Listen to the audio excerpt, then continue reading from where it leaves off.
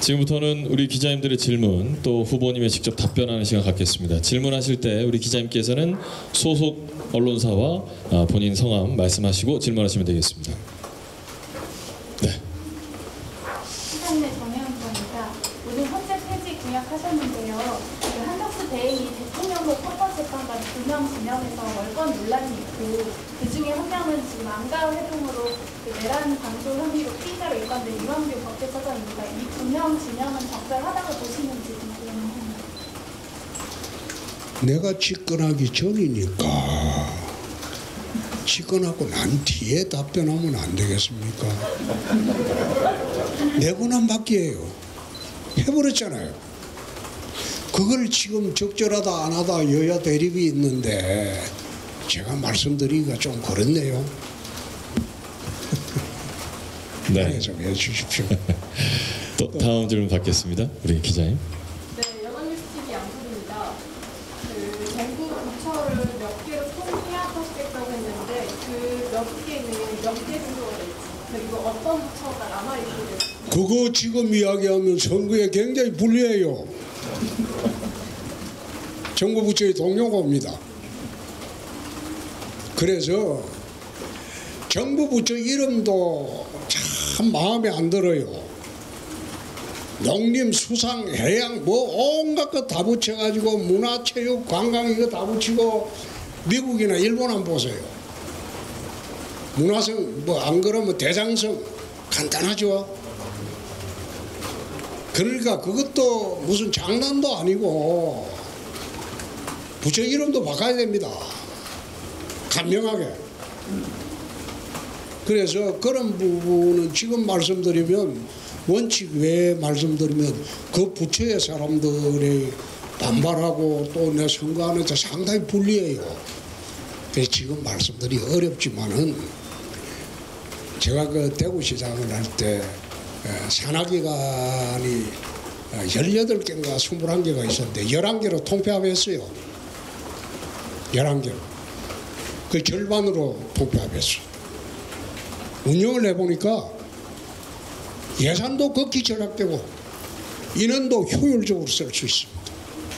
그래서 어느 부처라고 말하기는 좀 그런데요. 또 그러면 여성가족부를 통폐하고 보면 여성들이 들어 일어나고 그럼 선거 어떻게 하겠어요? 지금은 말 못하죠. 양해해 주십시오. 네, 여기까지. 다음 질문 받겠습니다. 이태 기자님. TV조선 이태입니다. 청와대 복귀 말씀하셨는데 이미 민간에 개방돼서 보안에 좀 취약하다는 장점이 있는데 어떻게 보완할 청와대 복귀 부분에 대해서 이미 보안이 좀 그거는 최소한 하겠습니다.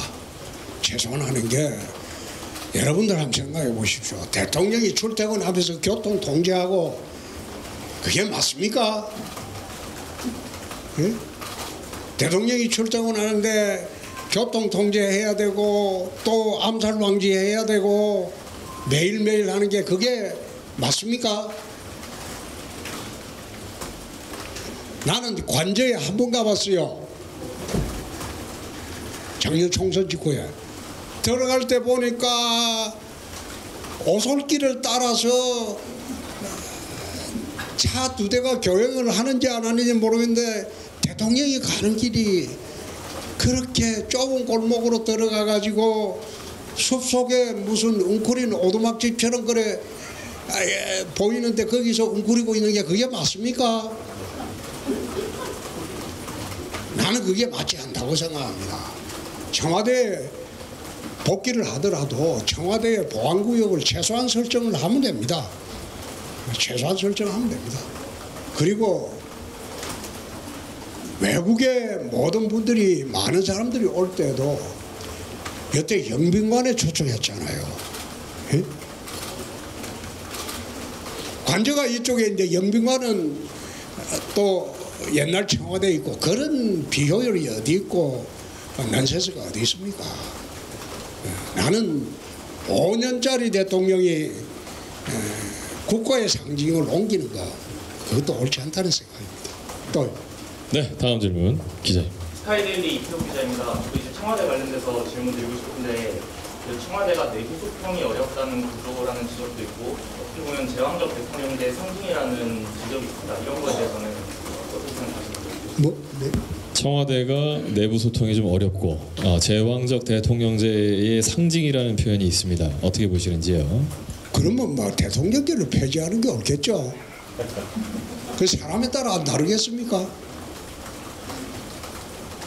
이제 그 백악관 같은 경우를 보면 이제 대통령과 국무부처의 장관이 거의 역감이 있어서 곧바로 소통이 가능하다 그런 얘기가 있는데 이제 청와대는 대통령이 머무르는 자리와 다른 장관이 머무르는 자리가 좀 떨어져 있어서 그런 거에 대해서 좀 묻는 리모델링 하면 되겠죠. 리모델링 하면. 네. 차라리 리모델링해서 써야지. 국방부 건물에 대통령실을 만들어 놔놓고 지금도 안 가보세요. 지금 또 공사하고 있습니다. 들어가는 입구부터 새로 공사하고 지금 3년 내내 그러고 있잖아요. 그건 옳은 거 아니죠? 내부 소통에 대한 네, 리모델링으로 그거는 준비하시겠다. 예. 리모델링 합니다. 다음 질문 받겠습니다. 자, 기자님. 네, 내일신문 박상입니다. 그 외국인 투표권 축소하고 이제 최저임금 차등 기준을 이제 조정하겠다고 해주셨는데 농촌에서는 외국인 인력은 좀 필수 요소인데 혹시 뭐 관련해서 생각해 주신 좀 정책이 있으신지? 농촌에서는 외국인이 필수 인력이지 않습니까? 외국인 투표권이 축소되면 문제되지 않을지요? 그거는 그분들이 투표하러 농촌 한국에 옵니까? 그게 문제가 된다는 게 아니라 아까 이제 외국인 관련 정책 말씀해 주셨는데 네? 농촌에 이제 외국인 인력 확보하기 위한 정책도 따로 생각해 주신 아니 그렇게 외국인이 확보하기 위한 거는 외국인들이 여기 와서 돈 벌고 살려고 오는 거지. 한국에 기여하면 투표권이 있죠. 기여 안 하고 있는 사람에 대해서 아마 지금 지방선거 때 투표권 주죠 아마. 그거는 잘못된 거죠. 죄송한데 투표권의 방침을 지키는 게 아니라 농촌의 외국인 인력 투고에 대한 정책을 좀 생각해 주신 게 있으신지 관련해서 좀 주시죠. 그거는 경제 부분의 이야기를 할 겁니다. 네. 저희가 내일 경제 부분 발표가 있으니까요. 참고해 주시고. 우리 후보님께서 말씀하신 건 외국인 투표권을 폐지하자는 게 아닙니다. 축소하자는 거고 상호주의에 입각해서 해당 국가가 우리 국민에 대한 혜택을 제공할 경우에 우리도 거기에 상응해서 중국인들한테 지방선거 투표권을 주려면 중국에서도 우리한테 투표권을 줘야죠. 그게 맞겠죠? 네. 네. 자, 다음 질문 받겠습니다. 자, 기자님. 이재일 김학의 그 미래전략원 이야기하셨는데 그 정부 부처보다 상위 기관으로 이해하는 그렇습니다. 또 어떤 업무를 주로 구체적인 설명을 부탁드립니다. 그는 중장기적인 미래 전략을 전담하는 부서입니다. 우리가 지금 5년마다 정권이 바뀌기 때문에 국가 전략에 영속성이 없습니다. 그래서 미래 전략원이라도 만들어서 최상위 기관으로 옛날에 여러분들 이렇게 쉽게 생각하면 경제기획원 정도로 생각해 주시면 될 겁니다. 경제기획원 역할뿐만 아니라 모든 분야의 국가 미래에 대한 전략을 종합적으로 수립하고 그리고 정권이 바뀌더라도 영속성이 있을 만한 그런 시스템을 갖추어야지 국가가 영속적으로 정책이 진행이 된다고 나는 봅니다. 네, 또. 네, 다음 질문. 예, 기자님. 채널A 박수현입니다. 선관위라고 공정한 선거 시스템이라고 말씀하셨는데 여당에서는 사전 투표를 폐지해야 된다고 법안을 발의하고 하시잖아요. 시장님은 제 생각은 좀 다릅니다. 사전 투표에 대해서 너버스하게 접근하는 것은 나는 의견이 좀 다릅니다. 미국 같은 경우에는 투표를 갖다가 외국인 해외 거주자들은 한 달 전에 합니다. 오래전에 해요. 그런데 투표를 한 그 투표 용지 관리의 문제가 이번에 심각한 거죠. 투표관리소에 CCTV도 없고 뭐 함을 바꾸치기 하는지 안 하는지 아무도 지금 감시 장치도 없고 그러니까 민간의 의혹이 정폭이 되고 하는 거지. 사전투표 자체는 투표율을 올리기 위해서 하는 제도이기 때문에 나는 큰 문제는 없다. 마지막 날까지 자기가 결심 안 하고 미리 후보를 결심했다면 사전투표를 할 수도 있어야 된다. 그런 생각입니다. 오히려 투표를 한 이틀만 더 했으면 해요. 국민들이 전부 참여할 수 있게. 첫날 투표날 있고 그 이튿날 투표하고 한 이틀 투표하는 것도 투표율 제고를 위해서 하나의 방법입니다. 네, 답변이 되셨습니다. 투표함이나 이걸 관리를 철저히 하면 되겠죠. 감시 감독을 철저히 하고. 예, 또. 네, 다음 질문 받을게요. 네, 기자님. 예, 아까 나왔던 질문의 연장선인데요. 아까 말씀 어디? 팀 이바른 기자입니다. 네, 뉴스핌입니다. 청와대에 들어가신다고 하셨는데 그러면 세종 수도 이전에 대해서는 어떻게 생각하시는지? 위헌이죠. 그 위헌 판결 안 났습니까? 기자인가? 네. 세종시 위헌 판결 난 걸 몰라요? 근데 정치권에서는 계속 수도를 세종으로 이전하고 청와대를 대통령 집무실을 세종으로 이전한다는 이야기가 정치권에서 계속 나오고 있었는데 아니 집무실이야 대구에 둘 수도 있고 새로 만들면 부산에 만들 수도 있고 대전에 만들 수도 있고 그렇죠. 그런데 그게 청와대 이전하고 무슨 상관이 있습니까? 수도 이전하고 또 무슨 상관이 있습니까? 그럼 집무실을 계속 청와대를 쓰신다는 거죠? 세종으로는 안 내려가죠?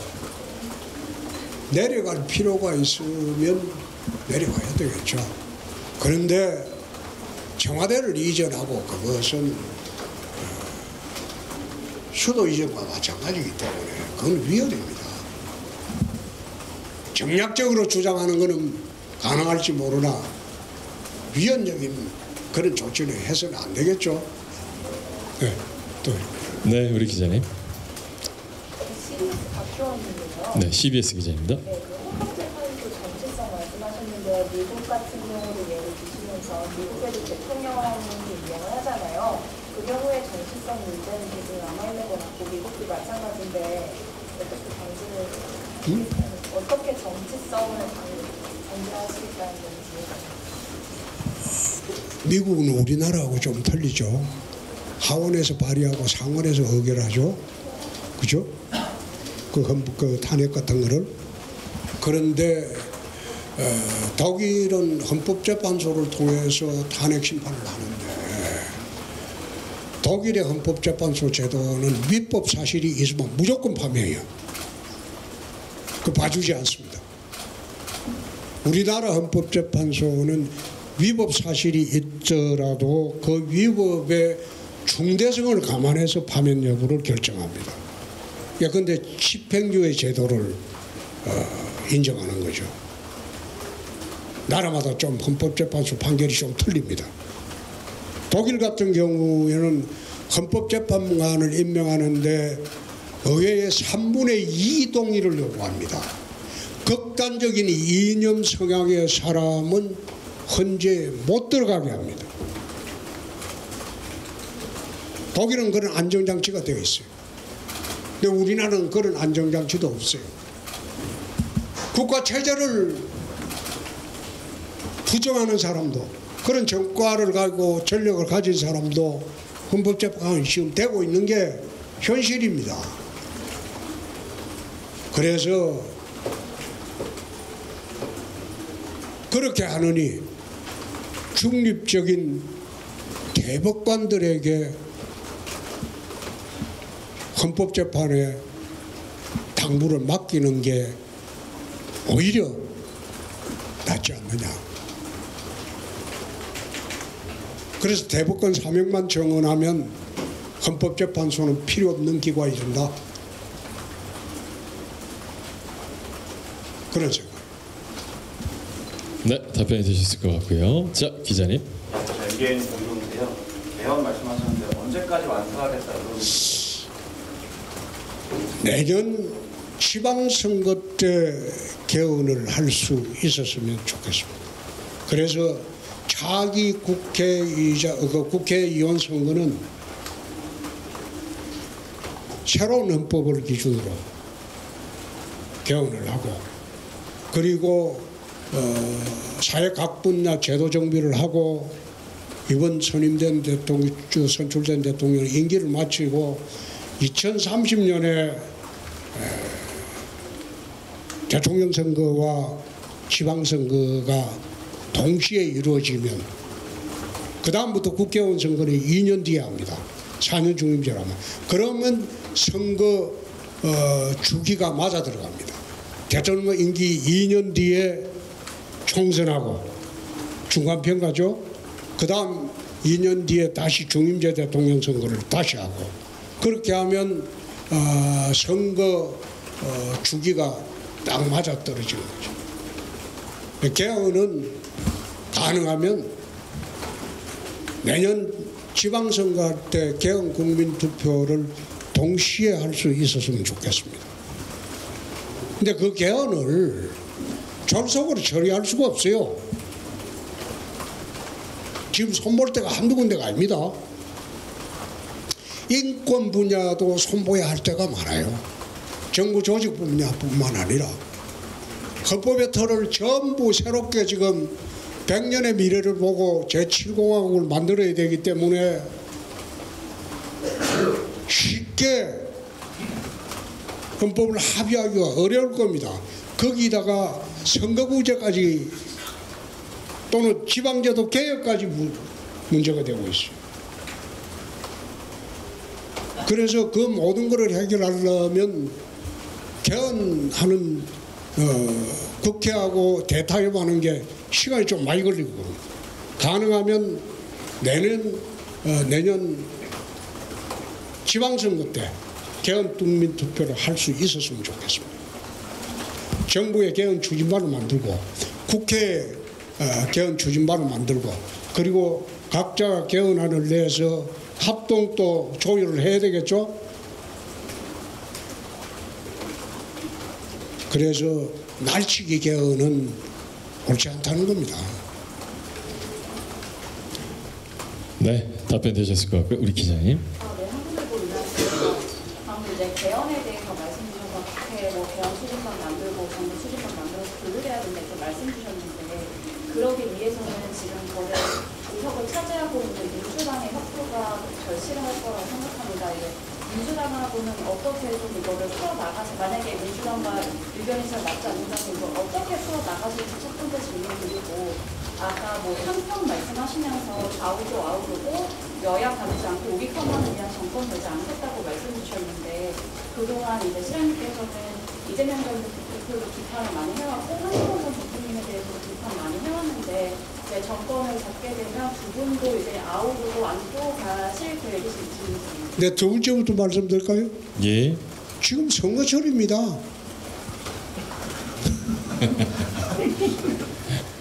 선거철에 서로 비판 안 하고 어떻게 선거를 합니까? 그건 선거 끝난 이후의 문제죠. 그 다음에 민주당이 다수당이니까 어떻게 설득할 거냐? 타협을 해야죠. 정부의 개헌 추진만 만들고 의회의 개헌 추진만 만들어서 합의점을 찾아가는 게, 그런 게 정치 아닙니까? 지금 어떻게 대답을 할 수 있겠어요? 타협을 해봐야죠. 그리고 서로 비판하는 선거가 어디 있습니까? 선거 때 그럼 아무 말도 안 하고 선거합니까?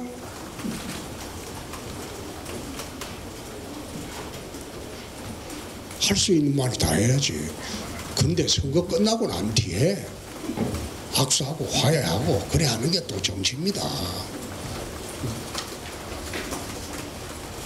네. 선거 끝난 뒤에 화해하고 정치하고 서로 타협하면 되는 것이지 선거하는데 지금 서로 그럼 아무 말도 하지 말고 그냥 투표하자 그 말도 안 되죠. 선거철이라는 거 여러분들 양해해 주시기 바랍니다. 후보님께서는 정치력으로 얼마든지 그 부분을 함께 이끌어 가실 수 있는 준비가 돼 있으시기 때문에 선거 후에 충분히 파트너로서의 인정을 해가면서 같이 하실 생각 갖고 계십니다. 다음 질문 받겠습니다. 네. 새누리당의 홍준입니다. 대표님께서 필요하면 연정도 가능하다고 오늘 언급하셨는데 그 연정에 대한 또 구체적인 구상을 좀 듣고 싶습니다. 그거는 선거 끝난 후에 드릴 말씀이지만 일례로 노무현 대통령 시절에 노무현 대통령이 대통령을 하다 보니까 야당하고 힘들게 대립하다 보니까 힘이 들어서 대연정하자고 제의한 일이 있었습니다. 아마 기억하시는 그 당시에 연조가 좀 오래되신 분은 현장에 있었을 겁니다. 근데 그걸 우리 박근혜 당대표께서 한나라당 때 거부를 했습니다. 나는 그때 연정을 하는 게 옳았다고 봅니다. 나라를 운영하는 데 있어서 수레 두 바퀴가 굴러가야지 각자 굴러가면 그 수레는 굴러가지 않습니다. 진영 논리로 나라를 재단해서도 안 되고 운영해서도 안 됩니다. 모든 것은 상위 개념으로 국익입니다. 최상위 개념. 진영 논리를 뛰어넘는 것이 최상위 개념으로 국익입니다. 과연 이게 나라의 이익이 되냐, 국민의 이익이 되냐, 그게 정치인들로서는 최상위 개념으로 두고 진영 논리에만 매몰돼서는 안 된다. 그런 의미로 연정도 생각해 주시면 좋겠습니다. 네. 그만하시죠? 예. 나도 힘듭니다.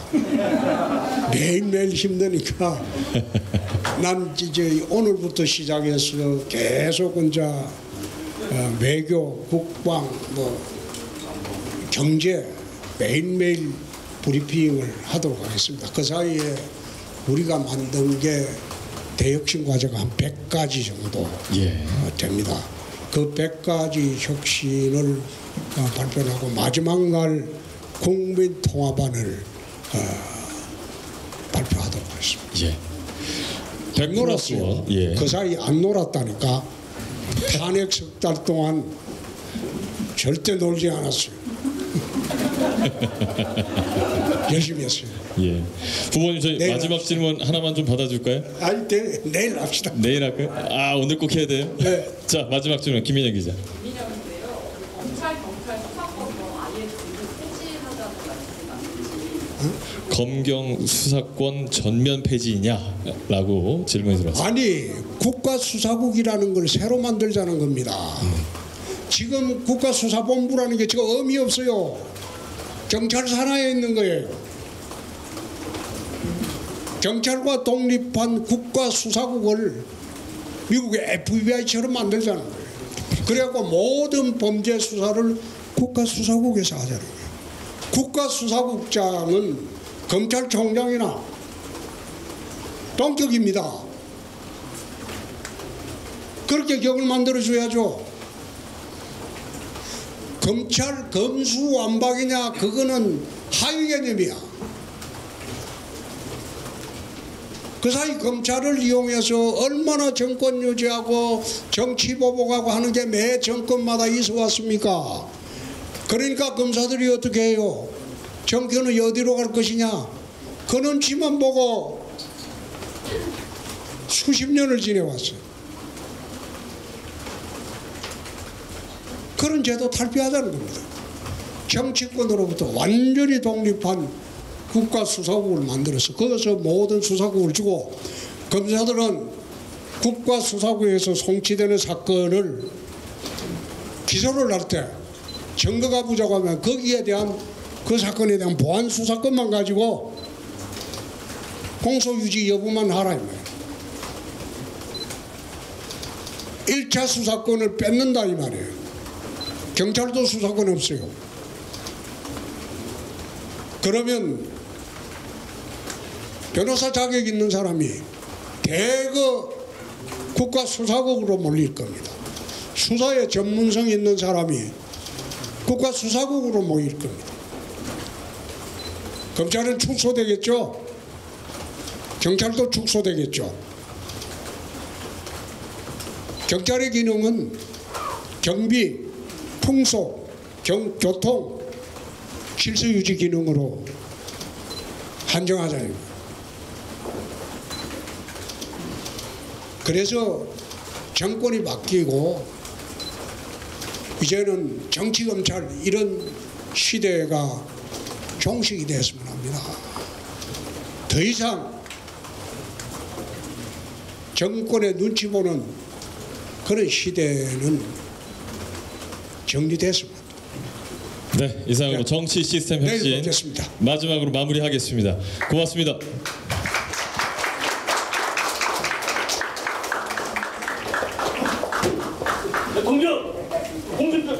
자, 이상으로 홍준표 후보의 선진대국 국가대기업 100+1